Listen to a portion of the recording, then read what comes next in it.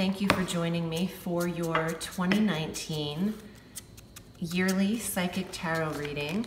I am using the Morgan Greer deck, and I'm also offering this particular reading for you personally in video format. So it will be available January 1st on my website, audreyalison.com, as one of the PayPal options.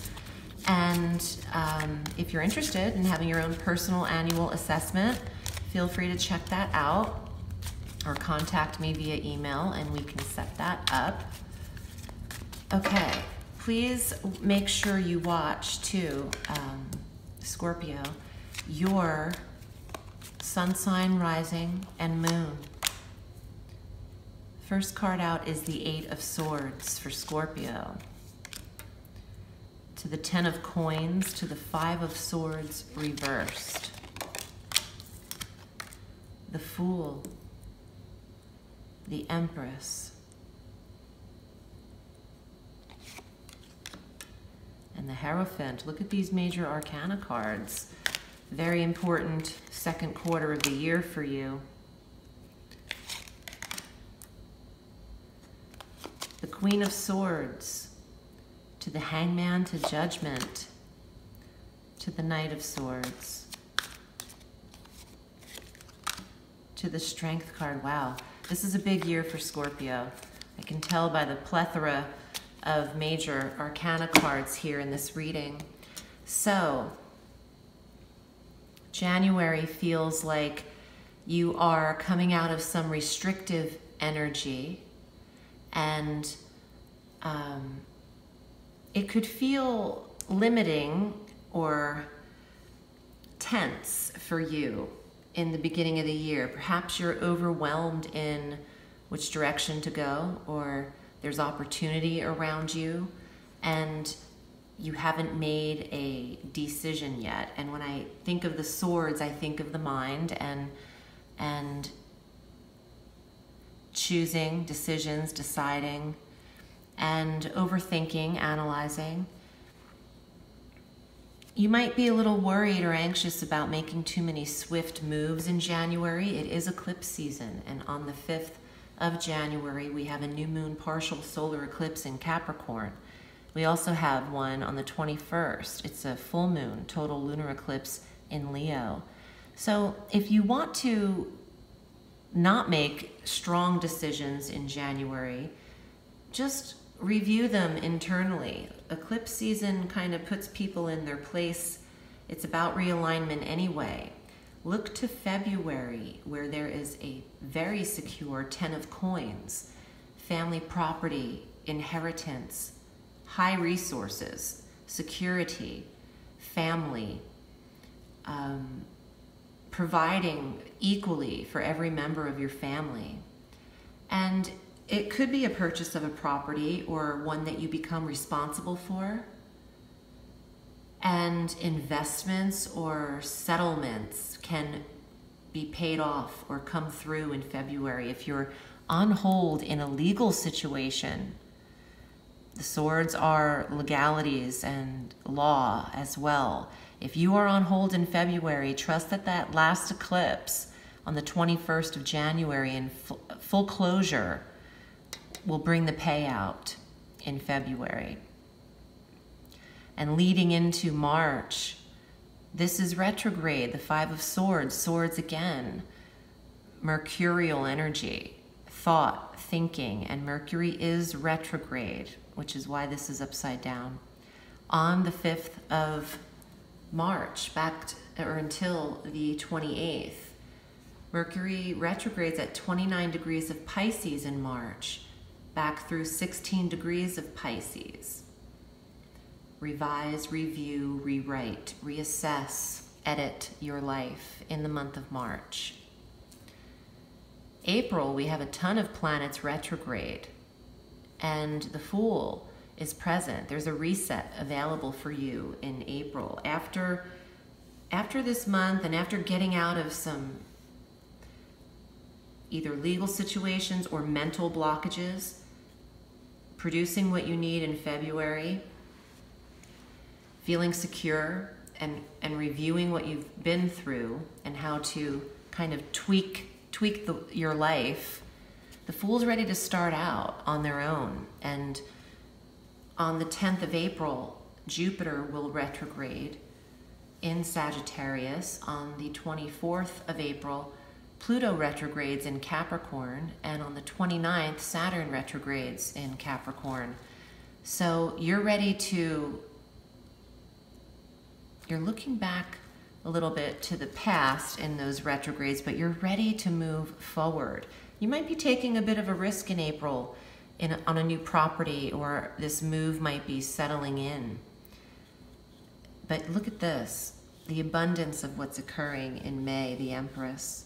Fertility, creativity, prosperity. The Empress is similar in this deck to the High Priestess in that she's resting her foot on that sliver of the moon. I'm actually drawn to that. And the other one's on the Earth, which says you're half in the mind, internal, you're half of the intuitive energy, and you're half grounded, which is a good place to be, balanced. Some of you are becoming pregnant in May, or it becomes children-focused, family-focused. And I am getting some of that family energy here in February. By June, the Hierophant is here. Learning, ritual, prayer, counseling, guidance, spirituality, study, education, practicing metaphysical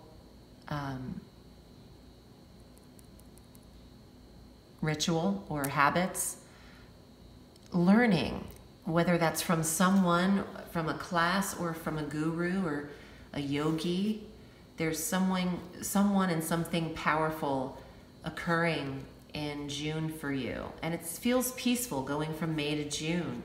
This season, look at the energy of the major arcana in the second quarter of the year. It's very powerful, and you're moving up in transformative energy. You're leaving these negative sword cards in the past. No more stress, no more worry. Release the burden and restriction of your life. Open your mind to reading and believing in another way of being. And by July, the Queen of Swords is present. Air sign energy, Gemini, Libra, Aquarius. Sharp, committed, intellectual, clear thinking, decisive. Very opposite this. I mean, yes, they're both swords, but there's such restrictive energy, and the Queen of Swords can't be held back. She's determined. There's a determination about this. And in July, on the 2nd, we have our new moon, total solar eclipse in Cancer. And on the 16th, we have our full moon, partial lunar eclipse in Capricorn. So there is an awakening here. And I like how these eclipse cards have the same color palette and the swords together. They're pointing down, and this one's pointing up. It's saying, I got this. You do a 180 from January by the time July comes around.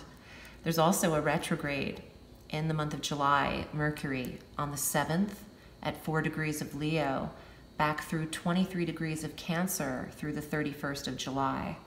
So assess that time frame and reschedule surgeries or appointments for doctors and blood work, or traveling long distances.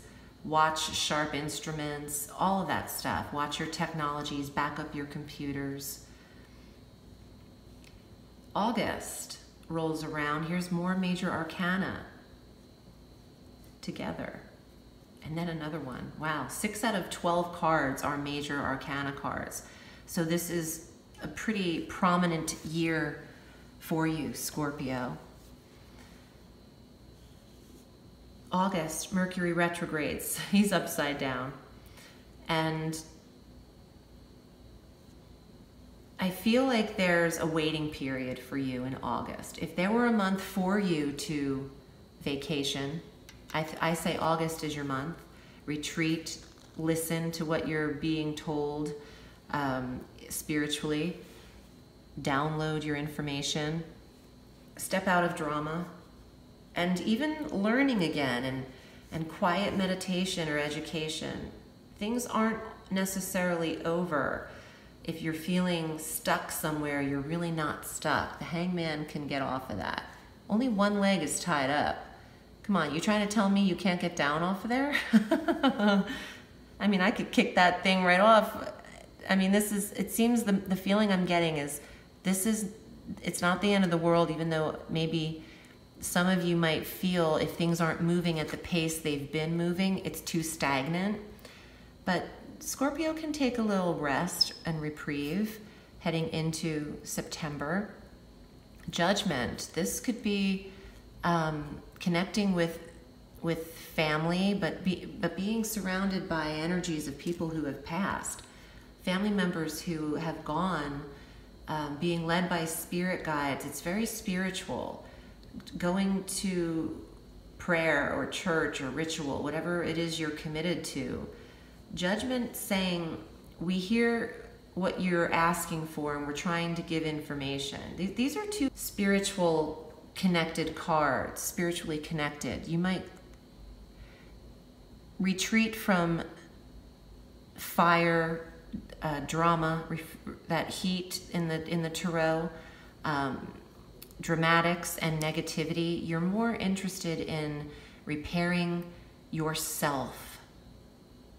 Going into October, there's a clear message, and one of them is you're getting stronger. If you've been healing from something, an ailment, I mentioned surgeries over here for some of you, not all of you, but that you will get stronger. You will heal. You'll be able to turn your back on a disease once and for all.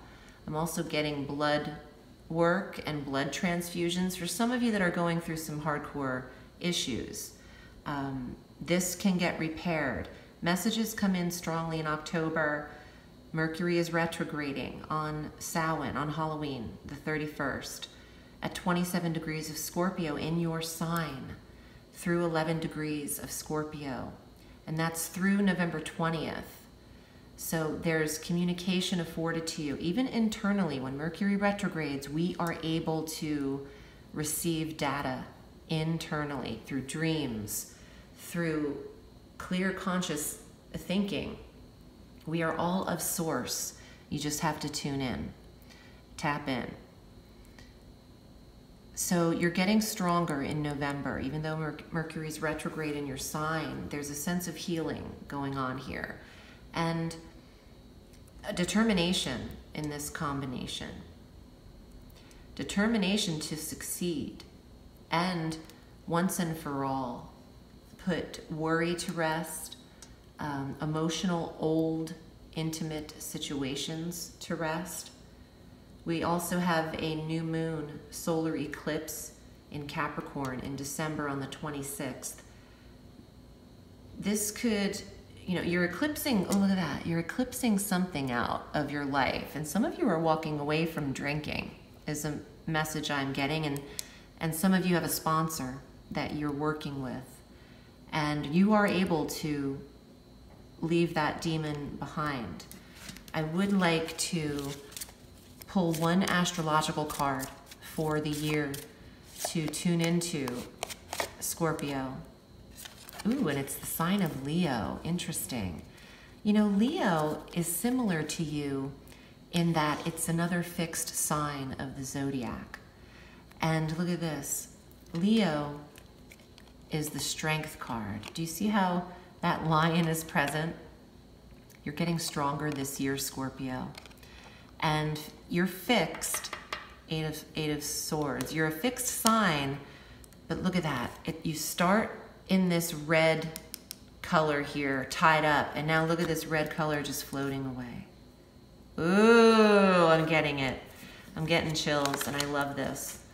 Thank you for joining me. You'll handle any beast of burden, any demon, addiction, or vice, you will walk away from. Look at that.